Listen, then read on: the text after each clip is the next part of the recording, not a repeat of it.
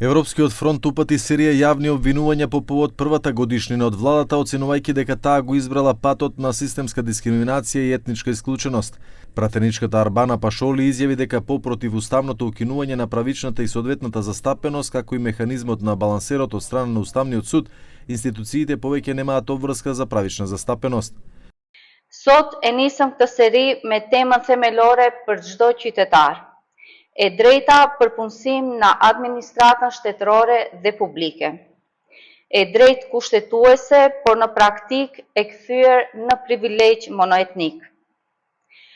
Pas shfuqizimit antikushtetues të vlerës kushtetuese të përfaqësimit të drejtë adekuat, si dhe të mekanizmit të balancuesit nga gjykata kushtetuese, institucione shtetërore u liruan nga çdo detyrim për përfaqësim të drejtë dhe adekuat.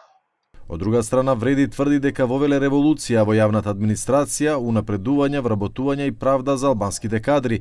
Потенцираат дека за само неколку недели се реализирале десетици унапредување и вработување во институции, како што се Центарот за управување со кризи, ЕСМ снабдување со топлина и во ХЕЦ Треска Скопје. Додаваат дека во последните 10 месеци имаат вработено повеќе албанци отколку дуи за 22 години. Вреди воведува нови стандарди на владење каде што дадениот збор станува реалност, а граѓаните се чувствуваат достоинствено застапени. Ја враќаме довербата во институциите, создаваме простор за нови и способни кадри и гарантираме квалитетни услуги за сите граѓани. Ова е само почетокот.